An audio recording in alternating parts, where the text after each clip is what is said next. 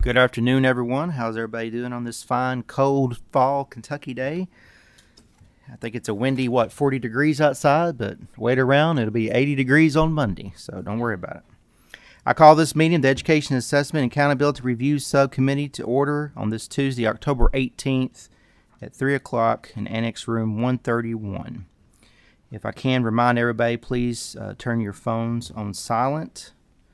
All materials have been sent electronically via email and should also be available on the committee's LRC website. At this time, will the clerk please call the roll? Senator Kerr, Senator Neal, Senator Wilson, Representative Bojanowski, Representative Huff, Representative Riley, Here. Co-Chair Wise, Chair Reed. Here. Okay, at this time, we do not have a quorum, so we will move past the approval of the June 7th, 2022 minutes. But at this time, for the business of the day, we already have at the table a fine group of individuals that works hard for the LOC and Office of Education and Accountability. If y'all would please introduce yourselves for the record. Bartlett Gorey, Office of Education Accountability. Allison Stevens, Office of Education Accountability. Sabrina Cummins. All right, thank you all for coming today. And the Office of Education Accountability is here to present a review of school funding adequacy studies. So at this time, the floor is yours. Please proceed. Good afternoon.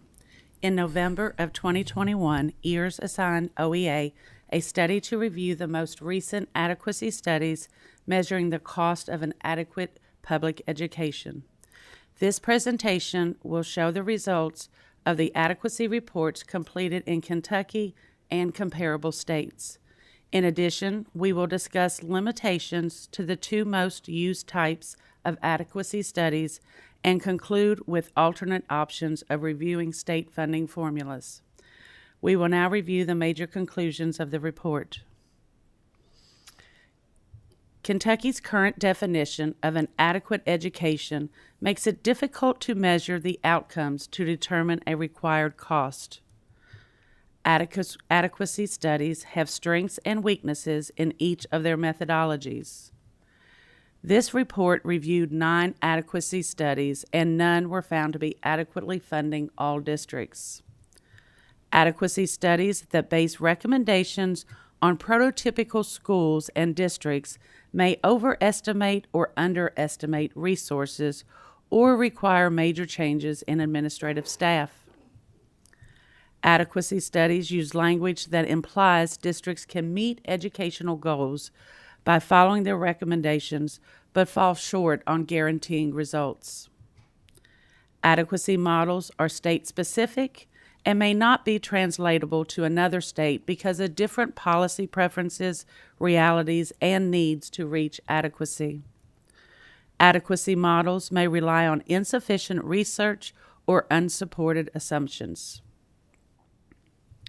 In 2014, Pikus Audit and Associates performed an evidence-based evaluation of Kentucky school funding.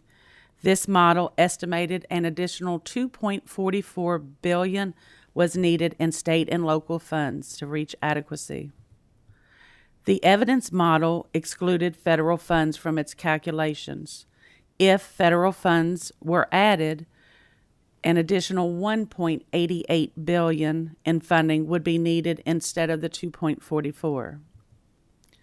In Kentucky, only one small, wealthy, independent district was spending above adequacy levels. However, when we added in federal funds, another district also was spending above the recommended level. Kentucky received a D for funding level and funding distribution, and a C for funding effort based on the Education Law Center's methodology. According to the report, The Adequacy and Fairness of State School Finance, Kentucky compares favorably to the national average based on fiscal effort. However, an extra $4,000 per pupil would be required to adequately fund education in the highest poverty districts. Kentucky uses a student-based funding formula, which is recommended by EdBuild. However, Kentucky falls short in how we currently fund add-ons for student and district unique characteristics. Kentucky is demographically similar to West Virginia. However, Kentucky performs better on NAEP, and we also spend less per pupil than West Virginia. Kentucky is spending less than the nation on K-12 education and has lower starting teacher salaries. However, after we adjust for personal income, Kentucky is actually spending more than the national average, and we also have higher starting teacher salaries than the national average. This slide includes the data used in conducting this report. OEA staff reviewed several adequacy reports along with data from several other well-known institutions. Our presentation will begin with how adequacy is defined in Kentucky, followed by the results of prior adequacy reports completed in Kentucky and comparable states. We will then show what research has said about strengths and limitations to the different types of adequacy studies and show a couple examples of other adequacy outcomes. Next, we will review some issues that OEA has with the 2014 Kentucky Adequacy Report, and we'll end the presentation with a brief discussion on how a few states changed their funding formula without doing an adequacy study. And finally, we will recap our major conclusions. The 1989 Kentucky Supreme Court stated that more money would be needed to provide an adequate education. However, they did not recommend how much funding was needed. This new system should ensure that students become sufficient in the following 7 capacities. Here are the first 4. And here are the final 3. Based on this definition, it would be hard to perform an adequacy study to determine how much money would be needed for all students to reach proficiency in these 7 capacities. And it would be hard to determine outcomes based on these capacities. The next couple of slides will discuss the outcomes of adequacy studies performed in Kentucky and comparable states. While there are 4 major types of adequacy studies, as you will see on the next slide, the professional judgment and evidence-based studies are most widely used. OEA reviewed 9 adequacy studies in Kentucky and comparable states.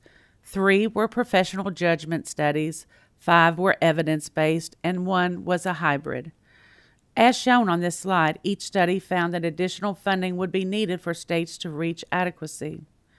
In 2003, the evidence-based model needed an additional $740 million to become adequate.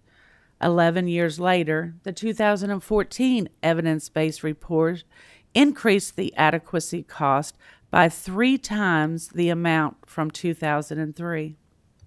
As you can see, all these studies resulted in increased funding needed for any state to reach adequacy.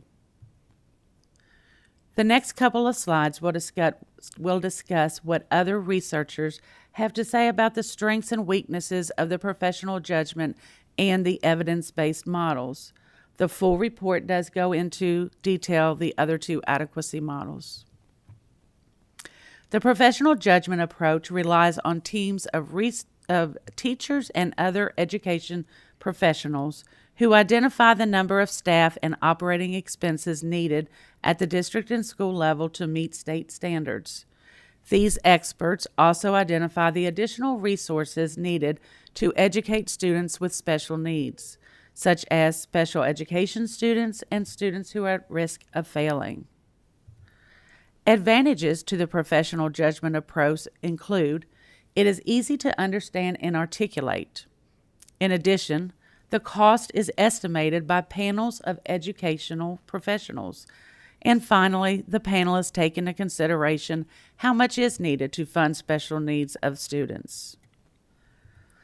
According to other researchers, disadvantages to the professional judgment approach are the costs are not linked to specific outcomes, and often this method produces unrestrained, wishful recommendations without considering practical constraints such as the amount of funding actual available or prioritizing trade-offs, and assumes the recommended resources and funding levels will produce desired outcomes without testing these assumptions. In addition, the report relies on too much subjectivity and are not research-based methods. The evidence-based model, also called the state-of-the-art approach, predicts that this model enables districts to double student performance over a 4 to 6 year time frame. The model identifies a set of school-level resources required to deliver a comprehensive and high-quality instructional program based on empirical research. These school-level resources come from multiple reform strategies rather than a single reform model. The reform strategies include implementing appropriate student-to-educator ratios and staffing interventions for students who qualify for free and reduced price lunch, special education, and English as second language students. In addition, conversation search methods work in one district to improve student performance. They may not work in another district. In addition, basing recommendations on prototypical districts may Studies. The Education Law Center grades states on 3 measures of school funding fairness relative to other states. Grades are assigned using a typical curve. Funding level is the state and local revenue per pupil. Kentucky considered regressive states on 3 measures of school funding fairness relative to other states. Grades are assigned using a typical curve. Funding level is the state and local revenue per pupil. Kentucky considered regressive because high poverty districts received less than low poverty districts. Funding effort is the percentage of a state's economic activity spent on